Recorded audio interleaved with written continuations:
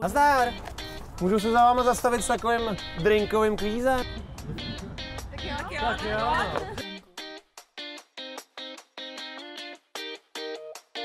Takže vyrábím první drink, udělám ho rychle. Díky. Dobře to ochutnejte.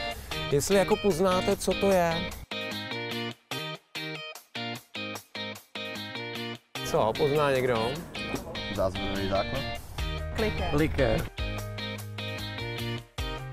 Je v tom alkohol? Je to citrus. Vernet. No jasně. Vernet? Jo, taky jsem fakt nečekala.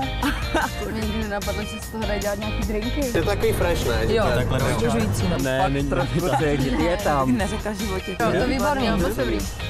Je to fakt dobrý. Dobrý, Já já jsem fakt v šoku, to bych neřekla, že to je Kdy jsi to Vernet. pila naposledy? Tak 18 možná. Je to dobrý. Jo? To s tou okurkou mi chutná podle mě jako nejvíc. Tak na zdraví. Na zdraví. Dobrá. Na léto. A na léto.